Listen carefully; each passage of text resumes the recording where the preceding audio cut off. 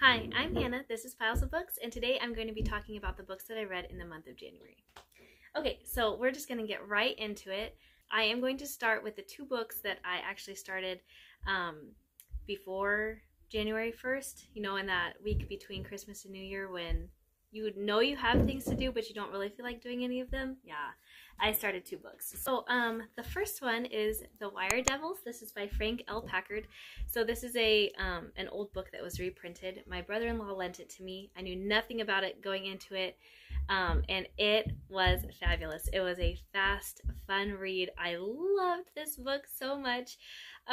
It's one of those that I look forward to, you know, like my sons or even my daughters reading someday and sharing it with them. So we have a man who goes by the Hawk. He has a real name, but I can't think of what it is. And he's an escapee from prison for robbing, for thievery. He kind of wants to take revenge on some other men that he was in prison with, and I think maybe some like that should have gone to prison that didn't. Anyway, so they are known as the Wire Devils because they communicate with each other over telegraph wires.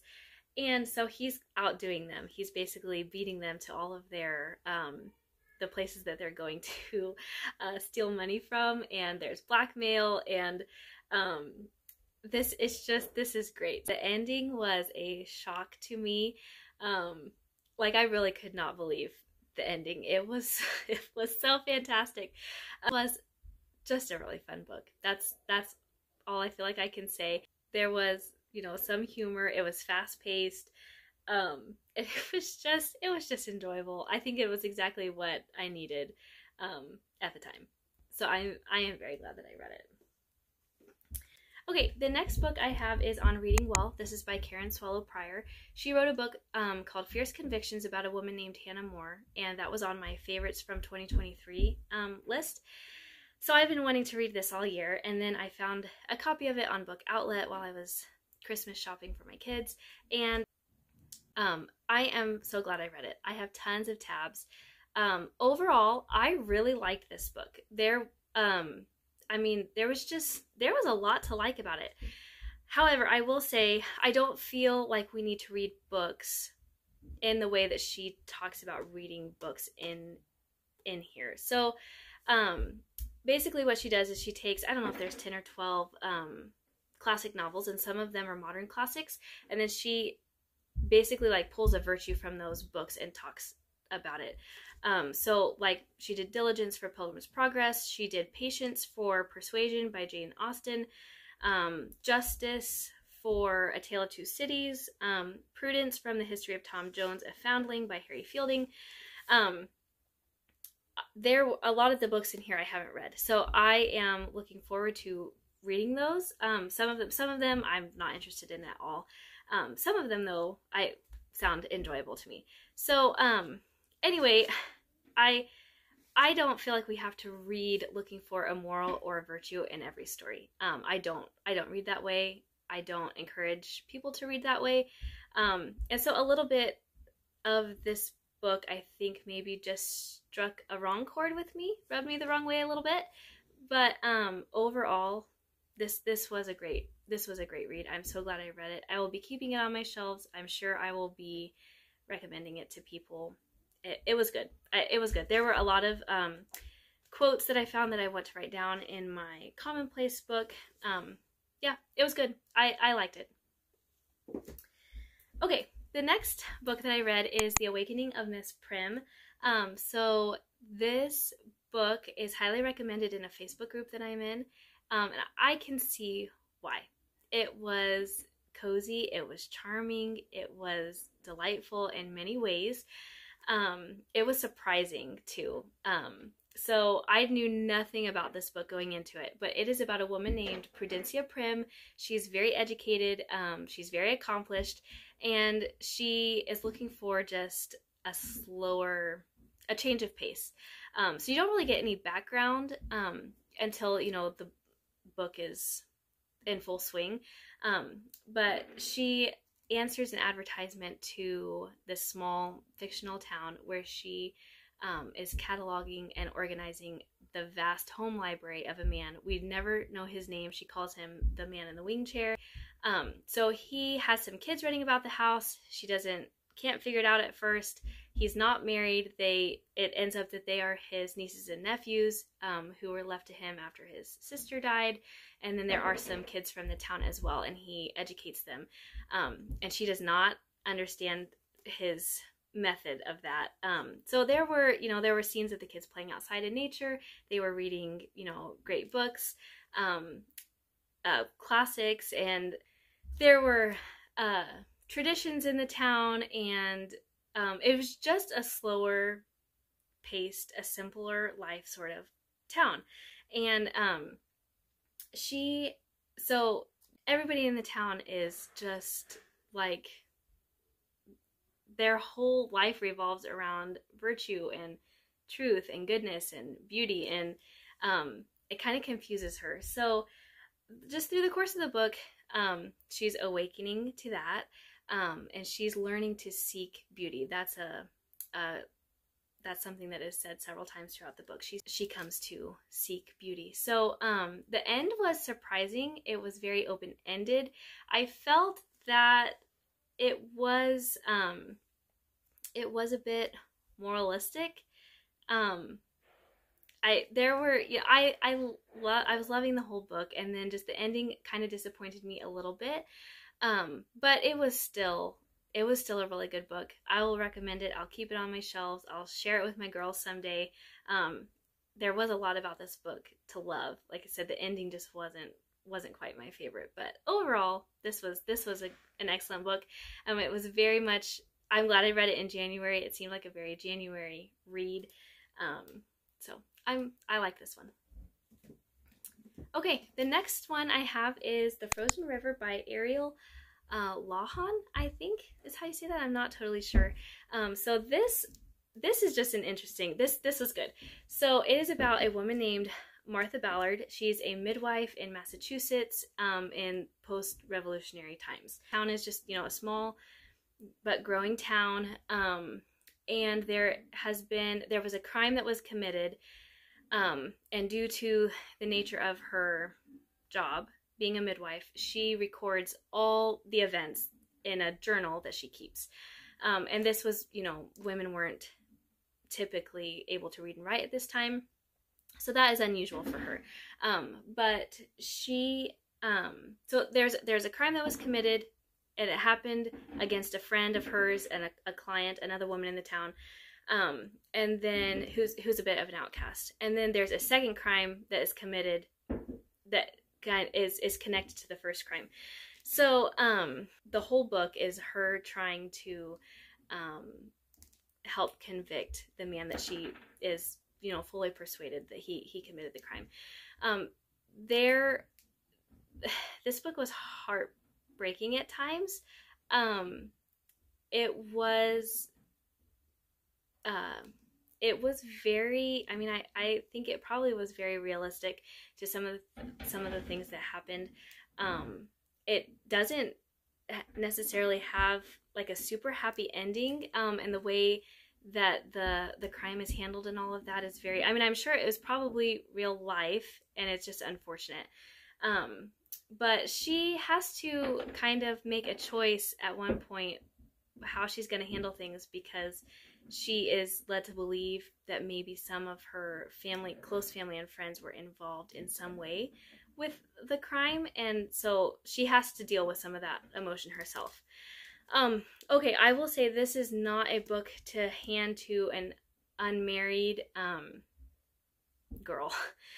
Due to the nature of the crime and the way that it is described in court, and just talked about through the book, like, this is definitely an adult book. It wasn't over the top, like, I read it and it was fine. I would not read anything spicier than this ever, and I definitely found myself just skimming over some parts, but all in all, like, I did, like, this was good. I don't really have any complaints about it. As far as that goes. Now, there were two, I felt like the end was a bit hurried. There were some things that weren't really like tidied and cleaned up the way that I felt like they should have been. So that did kind of bother me a little bit. However, I will probably search out some more of Ariel's books, and I'm definitely interested in reading more. So the fun thing about this book is that 7.5 years ago, I bought a book about a midwife, and it's a collection of her journal entries, and then, you know, the compiler went, you know, wrote things about, you know, this is what was going on, these are other, you know, events that were recorded around that time, and all of that, and I loved it. It was so fun to read. I enjoyed it so much. So when I heard somebody talking about this book, the name Martha Ballard was familiar to me, and I was like, oh, I think that is that midwife book that I've read in the past. But it says a novel here, and then in the, I don't know, as I was reading, I thought, no, I don't think it's about her. But then when I finished it, some of the events just seemed really familiar to me. So I read the author's note, and sure enough, it is the same woman. It's just a fictional story. It's based on like true. The events in this book are true. They really did happen, and they are recorded in Martha's journal entry book that I already own. So I have wanted to go back and reread that, and now I'm extra interested in doing that very soon. The next one I don't actually have with me here. It's The Greek Myths by Olivia Coolidge. I talked about it just a bit in my in the video that I did for the books that I'm reading for the Literary Life Podcast Reading Challenge. That was the first one that I read for the mythology category. It was good. It was fine. Myths is not, I mean, it was fine. It was fine. Like it was a good one, I think, for mythology. I haven't read a ton of mythology. This one was fine. That's pretty much all I can say about it. The next one is, full disclosure, I have not finished this all the way. I'm so close. It is by Patrick Collum, The Adventures of Odysseus and the Tale of Troy. So I confused myself. I was originally reading this for the second category in that reading challenge, which is ancient times. And as I was reading it, I didn't know really anything about the story. So as I was reading the book, I realized there's like the gods and goddesses are in here, so this must be mythology.